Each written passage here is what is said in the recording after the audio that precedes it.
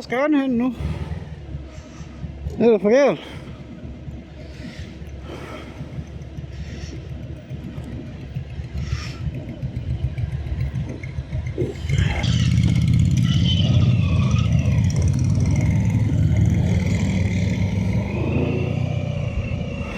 Foretag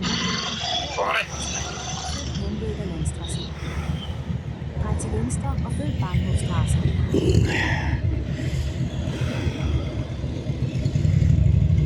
Det er en ting, de er gode til i Tyskland, det er nok folk ud. Ja. Ja, helt max.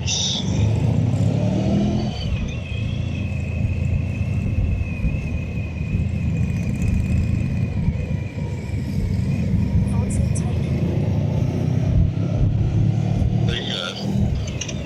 Det står selv fra. Nej, det står selv fra.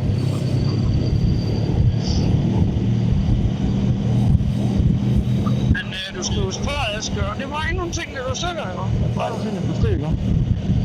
Det var med at være glad på. Hvad vil du gøre glad på?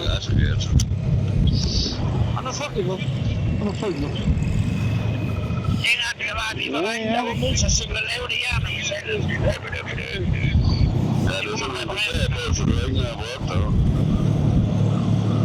Nej, det er bare, når jeg siger det, det lyder så fucking sjovt. Nej, det ser man med på. Ja. Nej, det er fandme dig, der altid siger, at dengang det lyder, der ikke der var motorcykel at lave det. Ja, det er det også. Men jeg er jo om, at jeg skal stemme selv. Det er god, der altid siger, ja, men du må se endnu en ting, endnu en fuck, vi skal sgu på. Det var rigtigt. Og så kommer vælgetegn, for det tænker der til, åh, hvad se? Se på den her, ikke? Og Den først skal du køre til anden eftersyn med 12.000 kilometer. Alle andre motorcykler, de skal have skiftet med 5.000.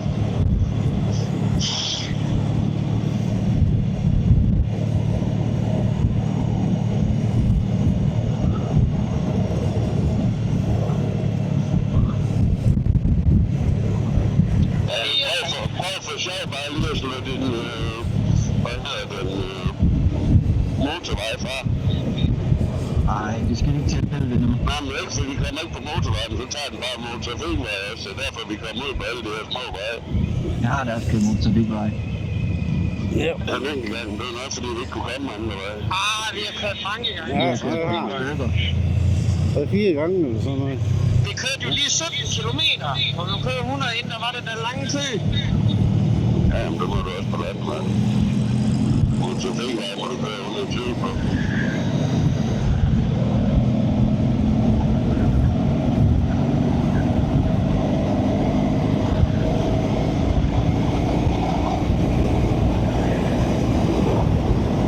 Jamen det er fint, fordi vi er der om fint.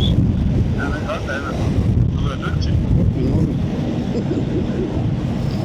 Synes du virkelig det, eller var du bare sarkastisk? Ja, jeg synes, du er dygtig, men jeg synes fucking, du kører på dem, der får.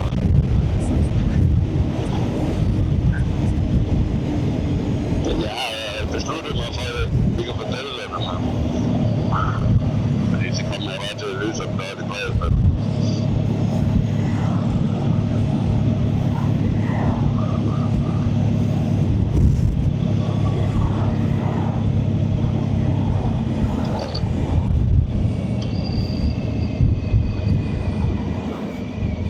Skal vi også tage at dreje her snart? Nej, hvad er det lækkert, at jeg tager vejen. Ja, det er helt fantastisk. Her. Så motorcykel tømmes igen, så jeg ikke føler, at jeg er ved at give mig.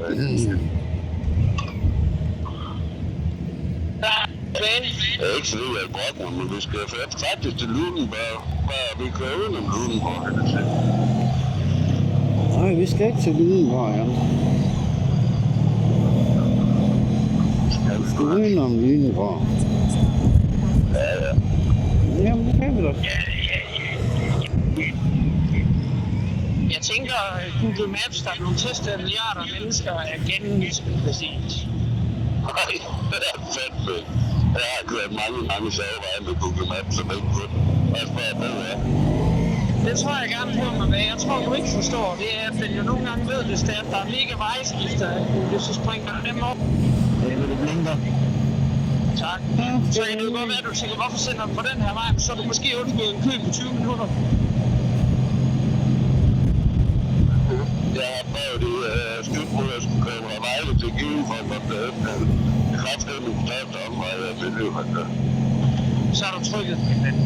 Nej, det var mod, der var kaptajn.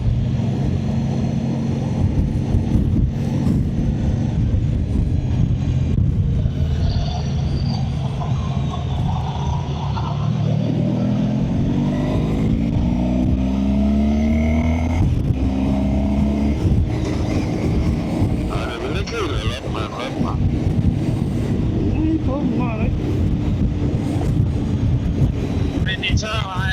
Yes. Nej. Ja, det er fedt, altså. Ja, men det har man at gøre.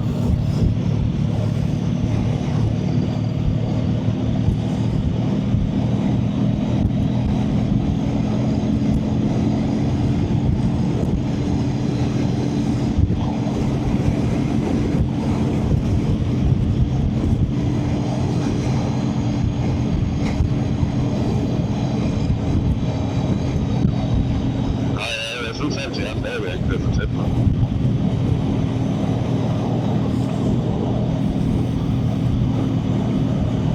Mangler bare lige kål, du kan ikke tage fast i hans anhængetræk, så sparer du benzin.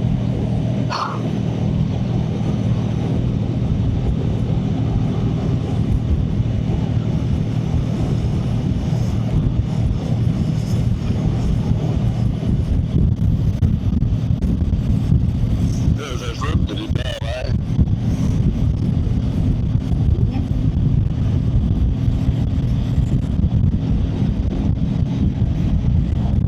Men du kan se her i træerne.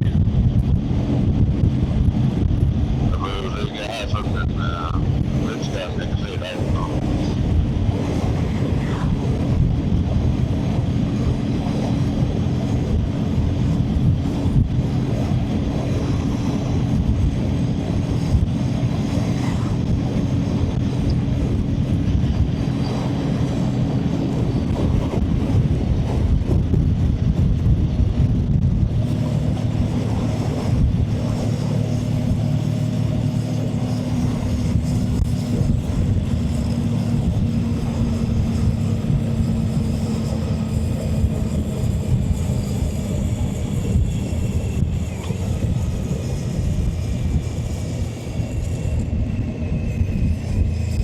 Vi får en smiley her. Det skal da være der. Ja. Det kunne være noget derhjemme. Det var lige præcis det, jeg sagde for en time siden. Men det er bare meget begyndt at få min hjælp på lukket. Nej, det var lang tid før det. Okay.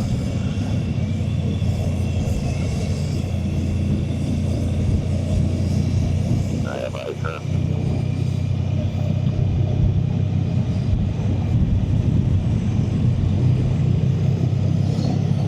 Du skal ikke helt lave den vej der.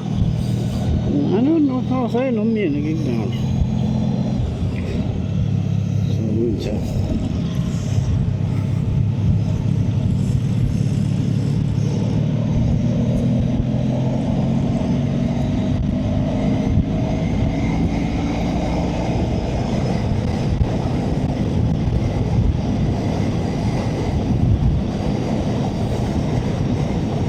Så er jeg vej igen. Hvor lang vej du sagde, du havde? 67 kilometer i timen, 59 minutter. Ja, fedt. Tilsvarende til, hvis vi kører til Kolding via alle bagveje. Ja.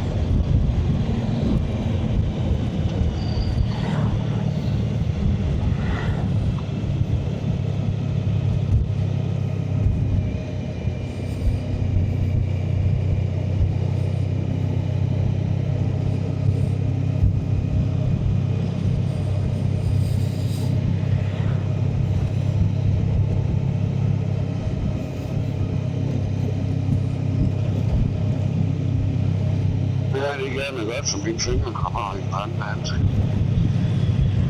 Ja. Det er godt med alle de kulde, hvis du har dårlige fingre. Jamen, det er ikke kulde, det er fordi, de er så tykte. Med hvem der han skal gøre det, fordi de er vandsæt. Om de så ikke var alligevel, eller hvad? Ja, det var vandsæt, men de er så tykte, så jeg får ondt i ørerne, når jeg kører langt.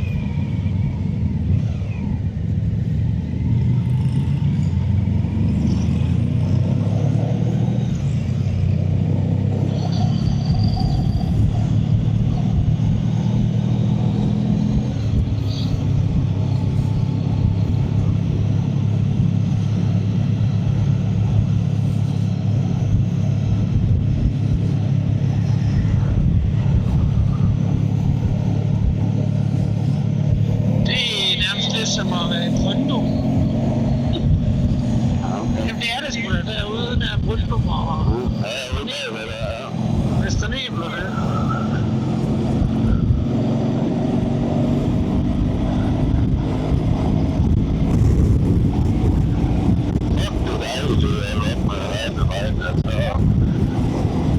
Det Nej, det giver... vidste jeg ikke. Har du det sige det højt? Du har aldrig sendt det ud i universet. Nej, jeg lader bare. Men ja, jeg er fuldstændig enig.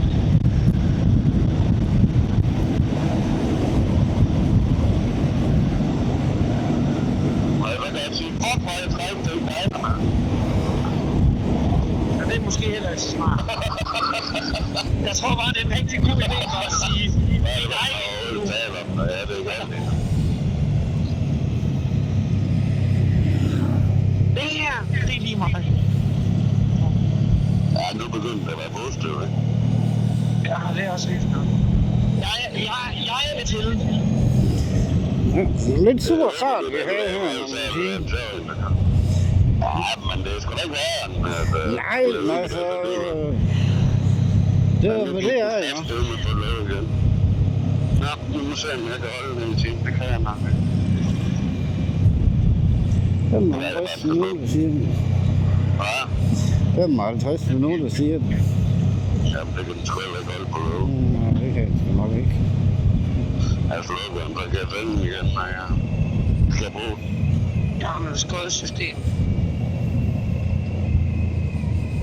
Ja, den holder sgu ikke strømmen ret godt. Det gør den fandme godt, nej. Nej, men det er den der første generation af dem, der er indbygget i hjelmen der, hvor det ikke er ligesom Nej, helt det er sgu lort. 2,0 det her.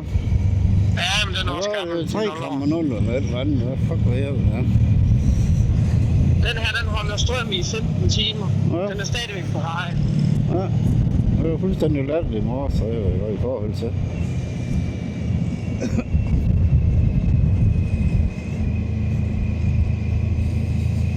Det er lidt en bed, når man kører langt.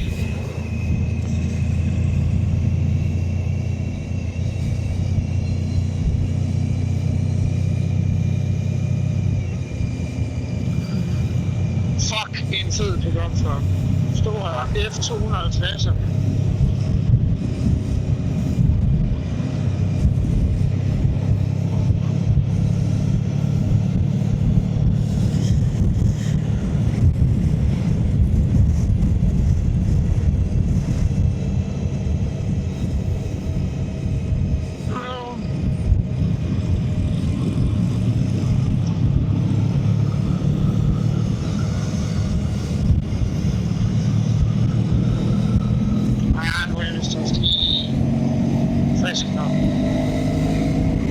Dreje her om 1,5 kilometer. 1,5 kilometer. Ja.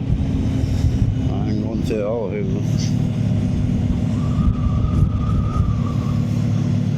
Det kan være en 10 grader, som drejer med.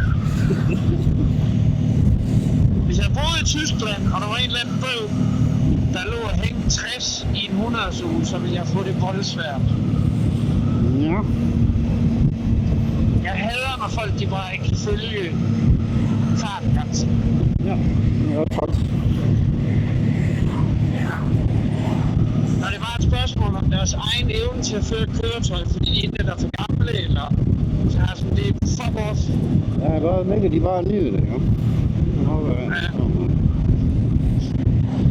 Vi skal til venstre. Vi skal.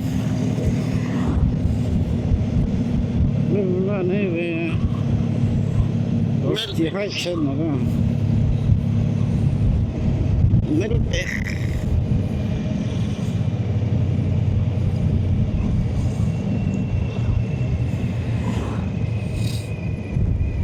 Drej til venstre og ud på K10.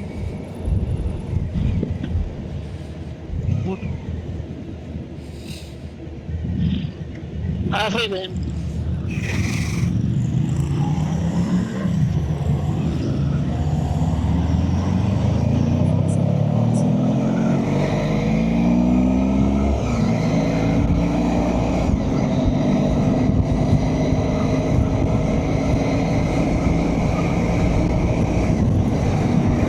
Så er der fandme med safari bare i et smug her.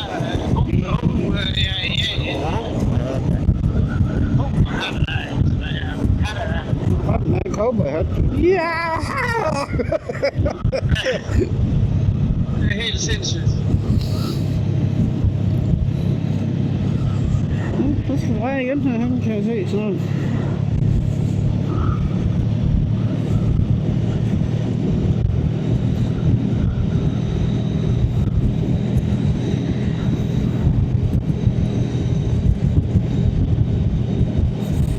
Om 6 minutter.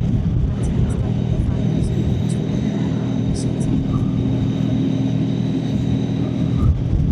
Så skal vi blive. Det er vand det der. Ja, det her. Vi skal lige stå en kold rundt om der, så op og over brobrand her. Jeps. Ja, det bliver rigtig bus. Drej til venstre og ud på 2.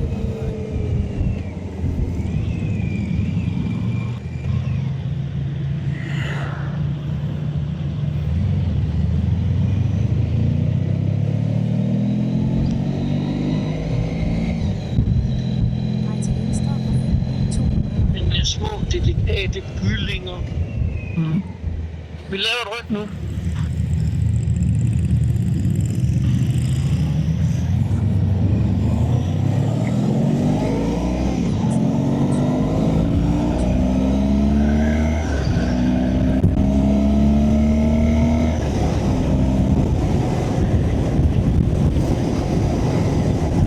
Der er 29 km her. Det er fint. Jeps.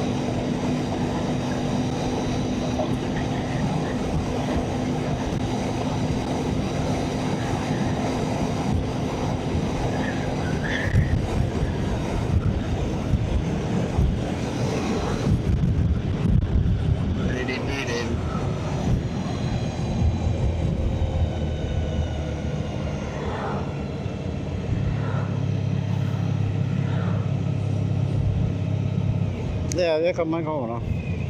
Nej.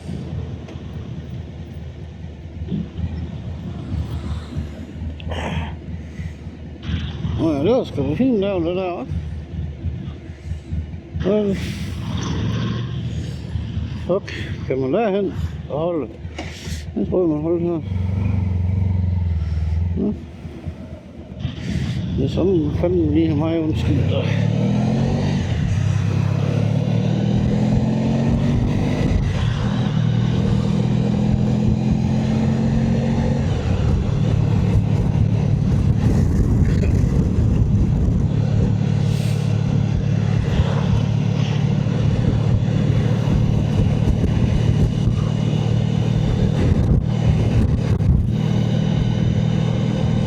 Er du kommet op, Busse? Ja, ja, jeg er med igen.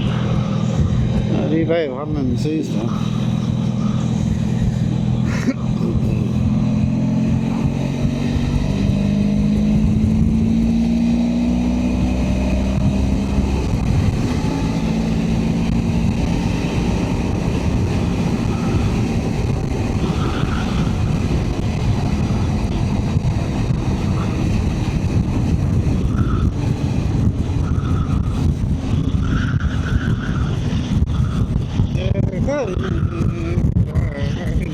Jeg lader lige ham der raceren, der kommer forbi. Er du med, Busse? Ja, ja, ja. Det er en meget arm.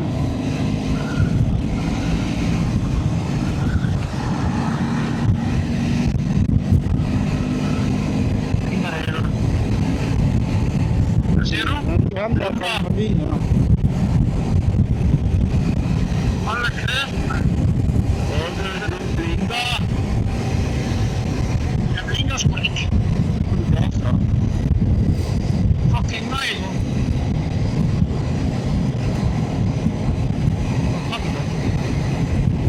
Det er hvad jeg går. Fuck det, jeg går.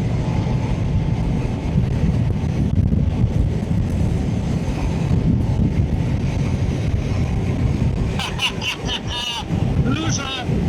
Loser, loser, loser, loser, loser, loser, loser, loser, loser, loser, loser, loser, loser, loser.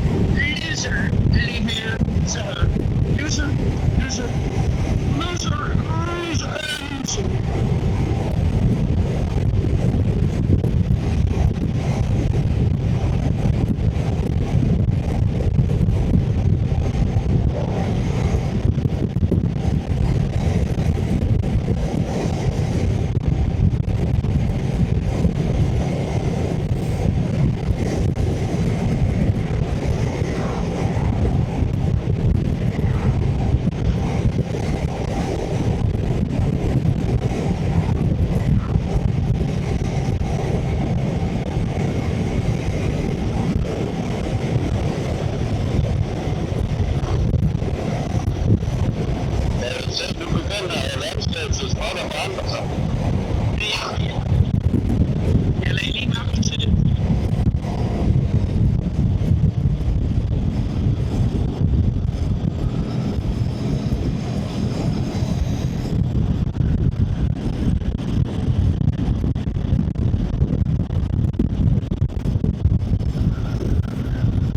Pause. Wow! Fuck en stor sø, mand.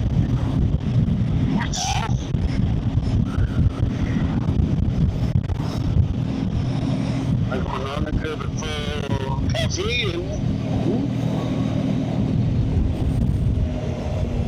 Jeg vil have tørrhænder, end at svare på.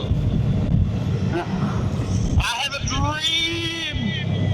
Her er der sådan en løn, tror jeg giver det nu, den pis. Er det ikke?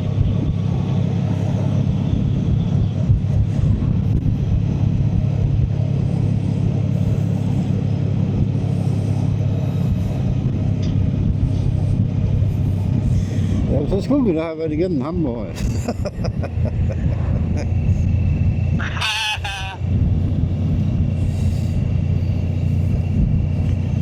Det er hvorfor fanden siger han det? Så tænker jeg, han hang stadigvæk med det med tissekone.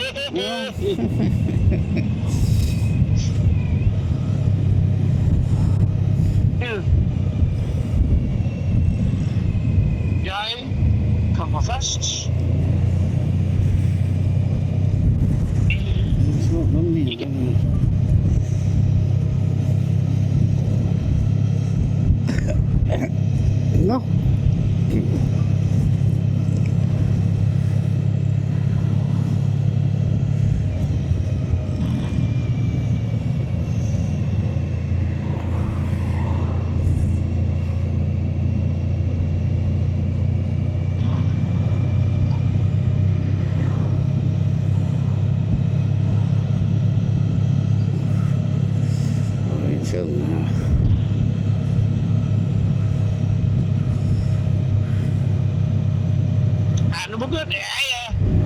Så er vi altså i Dødskerland med vores durholder.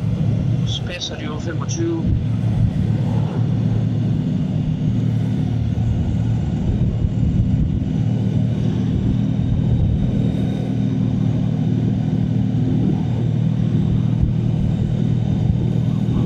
Figo.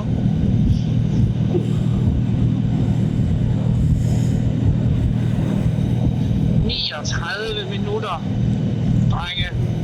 Det er jo fint,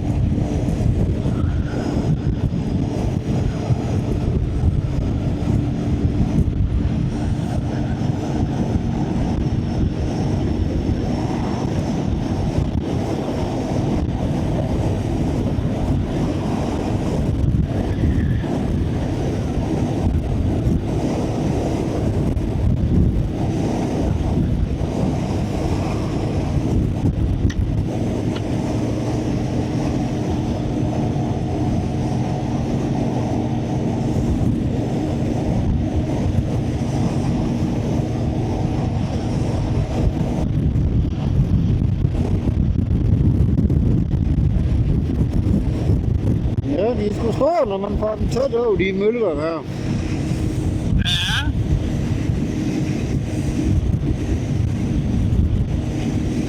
Asger? Ja. Hvordan føles det at være 28 år gammel og sidde på din egen motorcykel og køre igennem Tyskland på ferie? Det var godt. Det var pissefedt, det var fedt.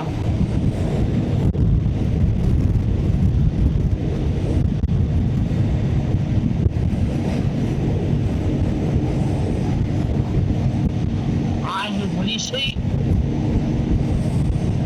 Har du en? Købte du den egentlig kontant, Asger? Ja. Købte du den kontant din, eller hvad? Den købte kontanter. Ja, eller lånte du penge til at købe den, eller hvad? Jamen, jeg har slet ikke gået her nu. Nej, men jeg tænker på din motorcykel. Om du købte den kontant, eller du lånte penge til at købe den? Jeg kom penge på den. Ja, okay.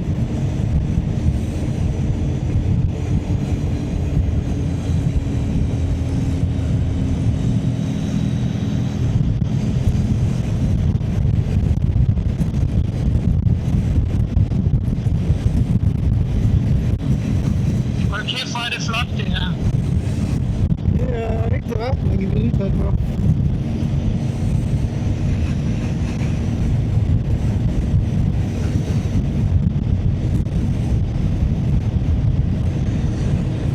Der er nogle gamle træer, der står her. Ja, men det er så smukt. Det er fedt, at de lukker sådan ind over kørebanen op på ovnen, jo. Ja, det giver sådan et loft. Ja, det er fedt og fedt.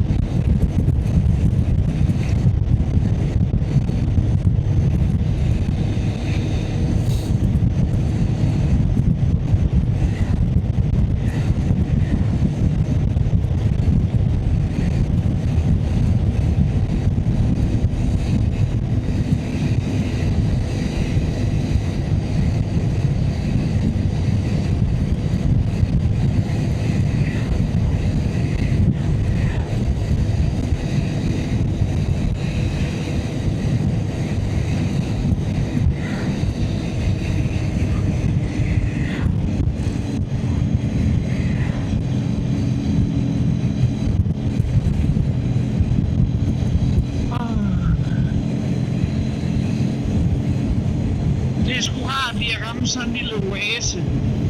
Ja. Og du ved, ovenpå alt det skodvejr, der er det sgu da rart. Ja, nu kan man se, nu begynder det gode at komme. Lige så stille og roligt kryber det bedre og bedre ind på os. Og så lige solskin i morgen, så vil det være dejligt. Jeg glæder mig. Så kan vi nemlig lige få vores første prøvesmagning på Hansen i morgen. Der kommer vi nok på 10. ned til at tjekke ind, så kan vi bare køre en tur.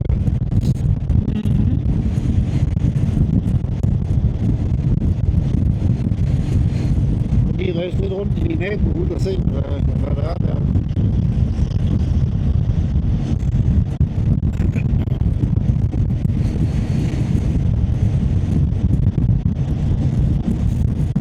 Ja, det er kraftigt rigtig pænt det her. Det er fandme for nok.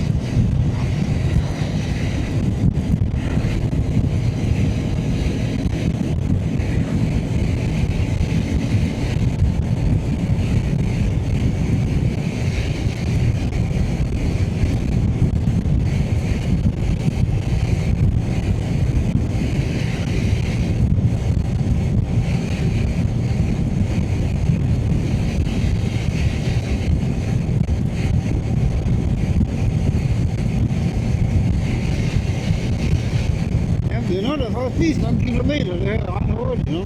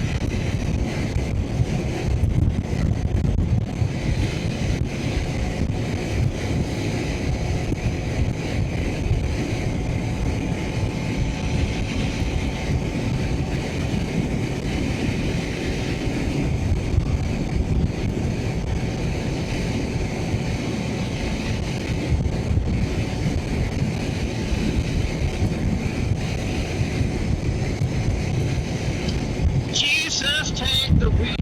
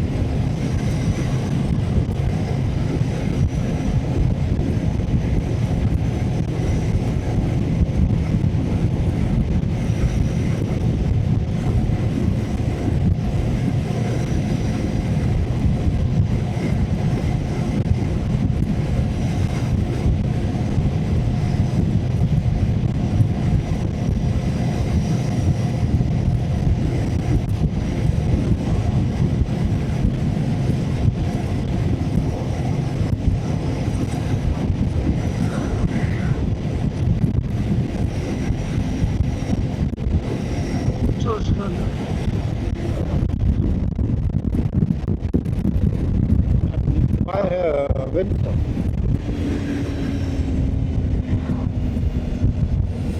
Ja, ja.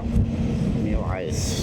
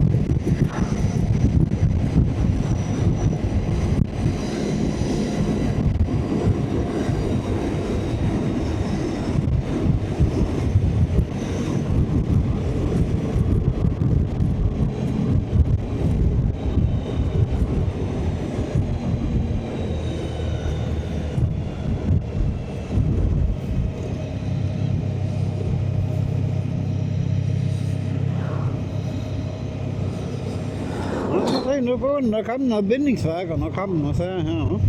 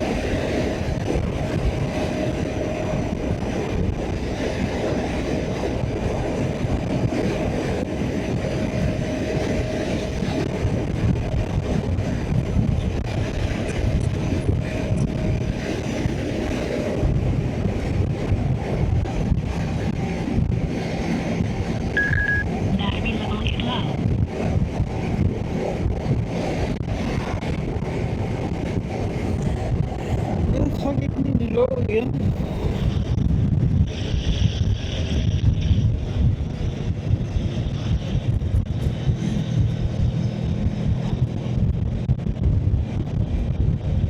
Drej til venstre.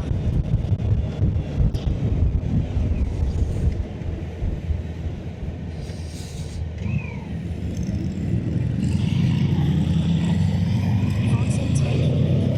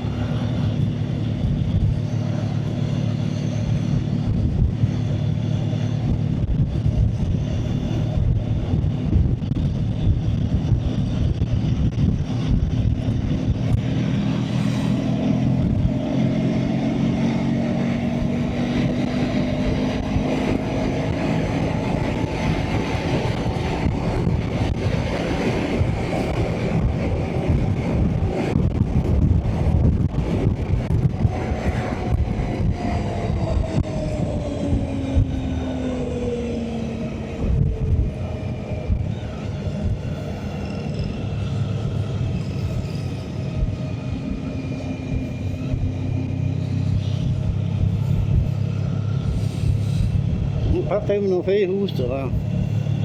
Ja, meget. De der bindingsværk, sådan nogle, de er sindssygt flotte. Nej, de er også fede.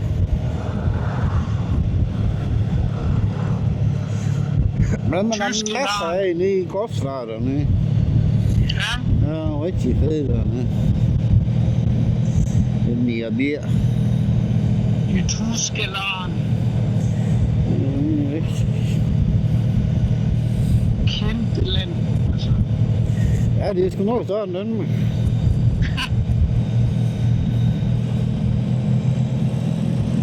Det er et dejligt land at rejse i. Og vi skal til venstre. Nu siger du sgu lige noget.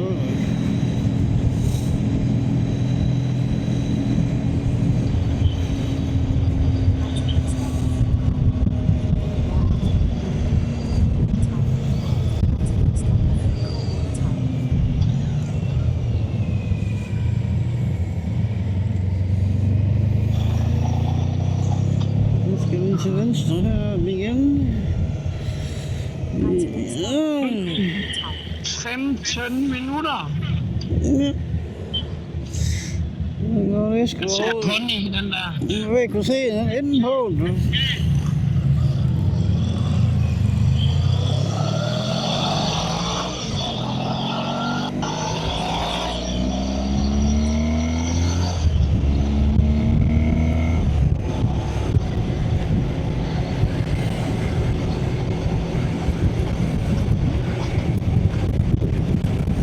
Nå, Jan, han blinker lige til en afvækst.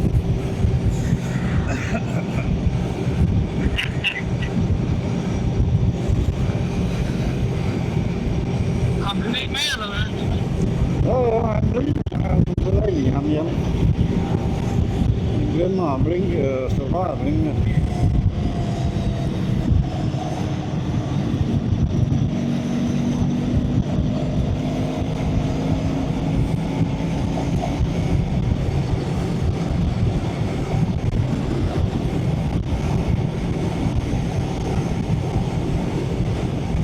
Ja, nu begynder det altså at ligne noget. Ja. Bare vent nu til i morgen, til vi kører ned og mod Ejden, så bliver det helt anderledes. Når vi så kommer længere ned i Tyskland, så tror du fandme, du er i Spanien, så siger jeg, det er jo de her der. Det glæder jeg mig til, Jan. Samme middel eller ruiner, du ved, der får der er bygget op på. Ja, ja. Altså, er det selv ud. Det er jo fejl. Ja, det er jo lidt der.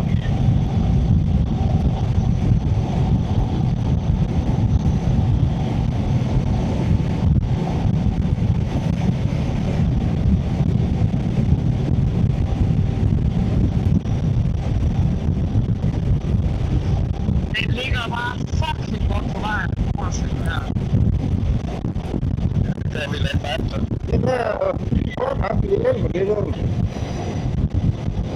Hvad siger du? Jeg renoverer forkast, det hjælper lidt på, jo. Ja, det gør det. Men også med det her fremflyttersæt her, jeg kører bare rigtig lækkert. Ja. Jeg har ikke sagt noget om det, er det fod, eller det. Ja, det er vidunderligt. Vi skal lige over her ved totalt stop.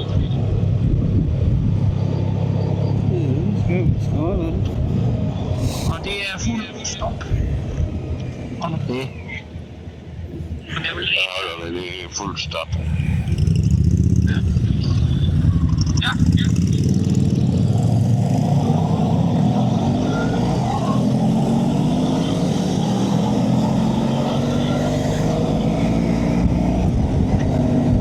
Vi er stadigvæk ved Ebezone. Er vi ikke nu? Her for ham, der er sammen med det blå blink bagved.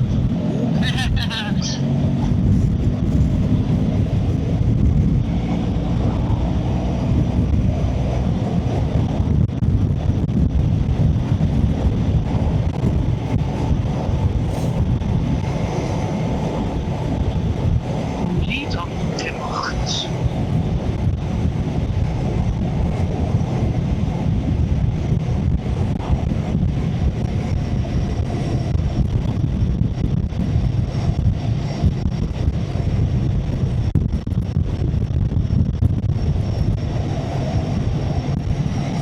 Og det er meget skumgangstid, det er hvad det er. Den tid på dagen, hvor det begyndte at snakke lidt. Det er fandme for tidligt. Solen går først ned klokken 10 over 10. Jamen, det gør det lidt om mad. Skummeistid, det er altså først ved 9-tiden, ja. Ja, men jeg ser bare dyrene er begyndt at gå tur.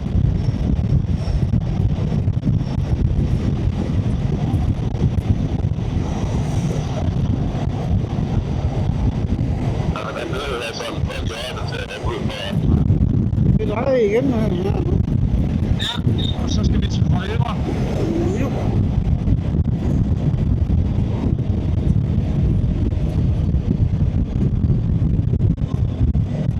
Jeg er dybt imponeret over, hvor rene de veje her det er.